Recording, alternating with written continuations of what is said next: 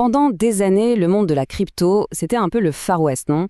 Un territoire nouveau, plein de promesses et, disons-le, un peu en dehors des clous. Mais voilà, cette époque est bel et bien terminée.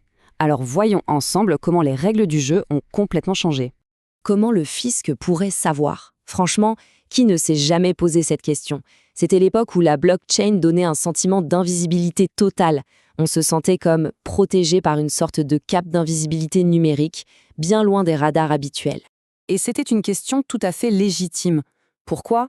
Eh bien parce que le cadre légal, c'était le flou le plus total.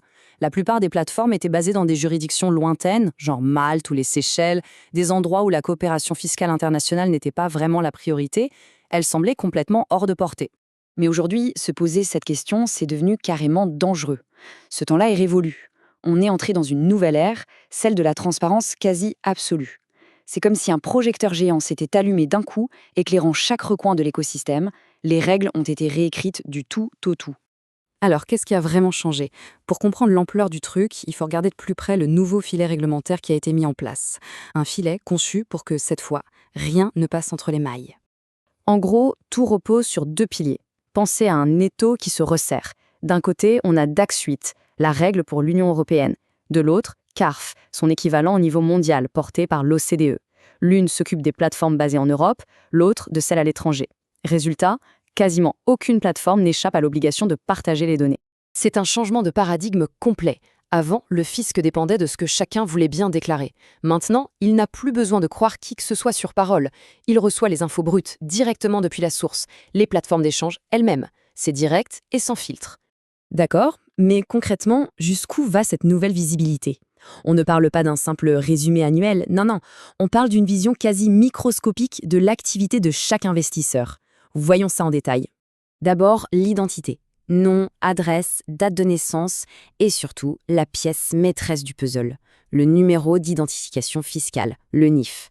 C'est la clé qui connecte sans aucune ambiguïté un compte crypto à une personne et à son dossier fiscal.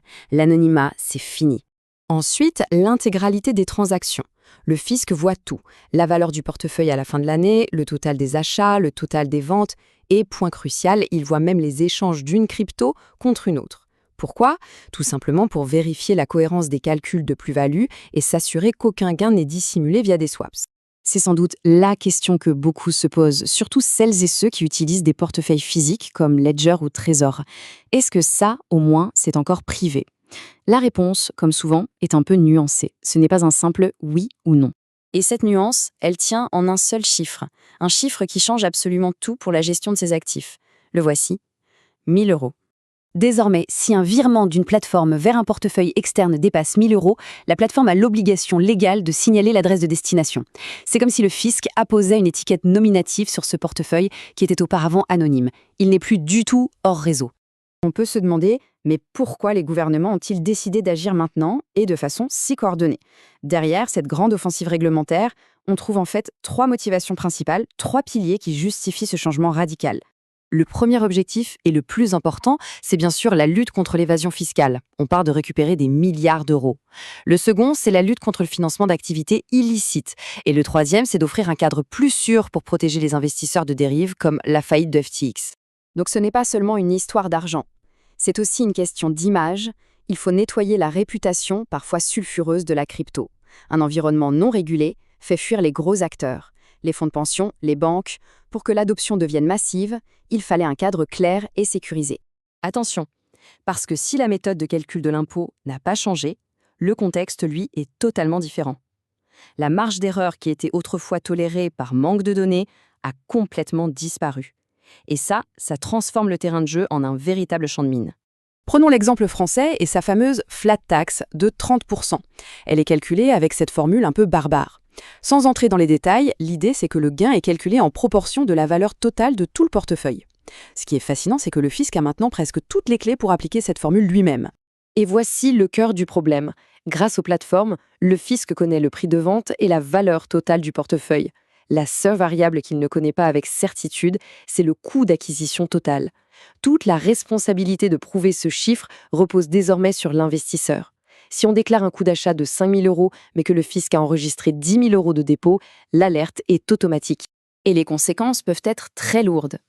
Une simple erreur peut entraîner 10% de majoration. Un manquement jugé délibéré, c'est 40%. Et en cas de manœuvre considérée comme frauduleuse, on grimpe à 80% de pénalité, sans compter les intérêts de retard.